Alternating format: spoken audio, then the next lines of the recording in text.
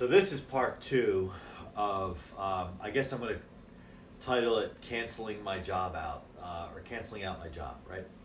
So previous video, I talked about how I resigned from my current job, and I thought I would kind of document along the way how that's playing out, because I think I talked about in a totally different video at a different point experiences of leaving my job in the past when I went to move on for other opportunity, and how that might have not gone so well.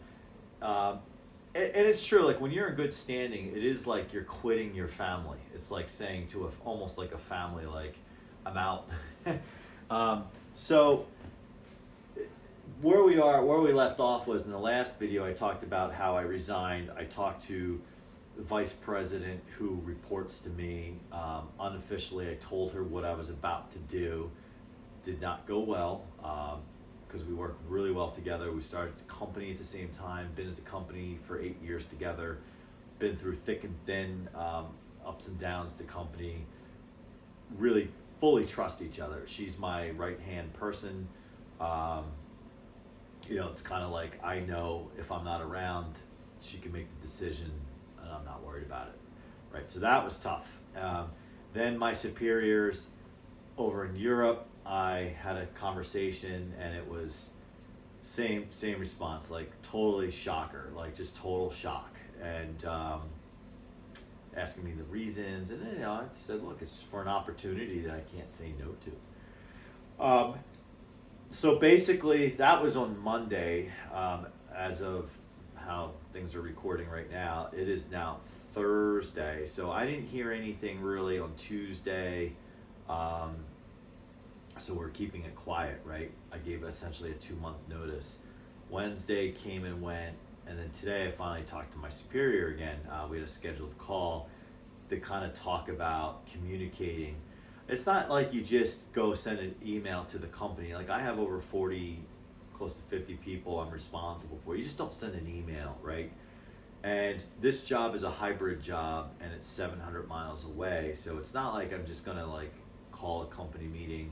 Also have to figure out, because it's not so much, okay, there's people who I know like me and whatnot, but I think it's more so about like, and I think I'd be too arrogant or too vain or whatever if I said, oh yeah, everyone's gonna miss me so much, and they're not gonna know what to do without me. That's the wrong way of thinking. The way that people are really gonna be thinking is, okay, Ed's a nice guy, I liked him, but what's next for me? Meaning, like, who's the next person in? Are they going to like me? Are they going to be tough or difficult to work with? It's the uncertainty is what is going to freak people out, right? And I'm essentially will be the cause of that uncertainty when that communication goes out. So really the game plan today's a Thursday. Going to keep things quiet tomorrow. And then on Monday morning, one by one, I'm going to reach out to each one of my department heads that report to me and have the conversation. My superiors just wanted me to have a management meeting and tell them all in the management meeting. Because I've built a relationship with my team, and we've worked together, some of us have worked together for 8+ years. I just want to have a one-on-one real conversation and be open and address any concerns, and how we're going to go forward. So I'm going to do that Monday morning. Obviously, my VP, I already let her know, and it's great because, in a way, we're leaning on each other, right? Because this is at some point going to be emotional for me, stepping away from these people. Right now, it's a little surreal because. I'm still doing my job every day, and it's still only few people know, and most of them are in Europe, so it's kind of like I'm not answering questions about that every day. It's just like business as usual. So again, it kind of seems surreal. So then what we'll do is, after I do that on Monday, Tuesday, I'm going to hold a management meeting with my superior Excuse me. I feel like I'm yawning every time I sit down in front of this camera. And hopefully I'm not making you yawn. So Tuesday, we'll have a virtual meeting with my superior in Europe. He'll join us and just kind of talk through everything and anything. We'll do that Tuesday. And then the following Monday, so I will be at the office location, or the Midwest location, as I refer to in other videos, and I will have a company meeting. Most of the people reside in an office, others reside in the field, and I will stand in front of everybody and let them know I'm stepping down. I think that's where it's going to really hit me, but I am most concerned about keeping the level of uncertainty at a minimal or in check, because even though I'm leaving and I could just say whatever, it's your problem, I do care a lot about these people, because they've supported me, I've supported them over the years, and it is a crummy feeling to wake up in the morning and be like, who's going to be the new guy in charge eventually, and will I still have a job? I don't want people to feel like that. Life is hard to begin with. Why make it harder if you can make it maybe a little bit softer for them? So that's kind of the game plan now, and I think that's when it becomes real. I think I'm totally fine one-on-one talking to people. The people in my management team, they're going to understand, and I think they're going to be like, oh man, it's going to be a bummer not working with you, but I understand why you're doing it, for a new opportunity. It's the people, like I said, the people that I report, that I'm overall responsible for, that's going to be the hard part. So that's the plan. The other plan is I'm really trying to use my influence to shape what my replacement will be. And I do think I have some influence there, because I've been asked what should the move be.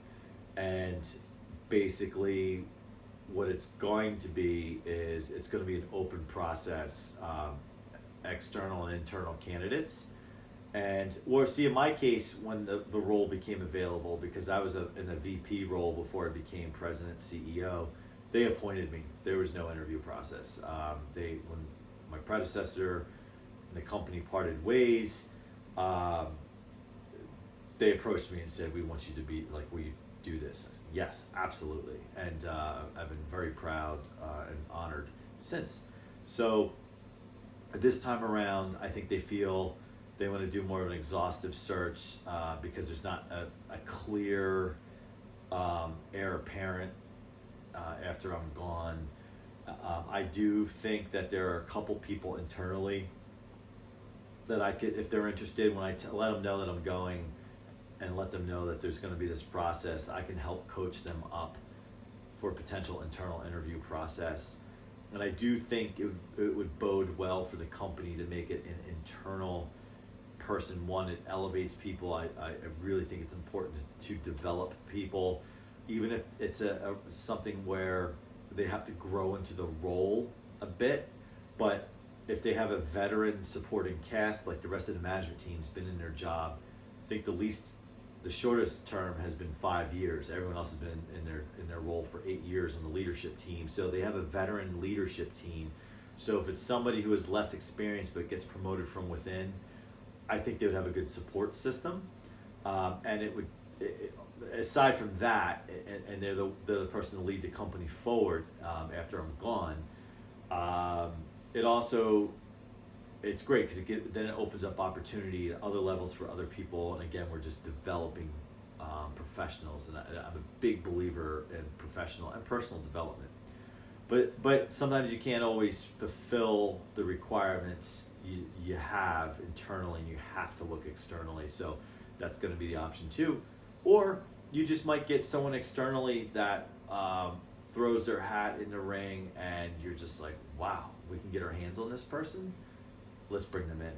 So we'll see how that goes. I can't, if it's an internal candidate, they may get this wrapped up before I go. If it's an external candidate, um, this could take some time after I'm gone, and it would be interesting from afar to see what occurs. So that's what's happening on this new series on the channel called Canceling Out My Job. This is Canceling Out My Job Part 2. So I probably won't do a Part 3 at least until after I talk to all of my department heads. But even then, things will start to happen quickly. So maybe Part 3 will be, after I have the company meeting and everything. So thanks for watching. Comment, like, subscribe, and certainly would love to hear in the comments or see in the comments any experiences that you guys have had when departing a job. No matter the job, no matter the level in the company, certainly the more responsibility you have within a company, the harder it is to say goodbye and to move away. There are instances where like you could get fired and just be asked shown the door without saying goodbye to anyone. But obviously, I'm leaving for an opportunity, so this is going to be kind of a farewell tour for the next couple months. All right. Well, again, thanks for watching. Like, subscribe, and see you on the next one.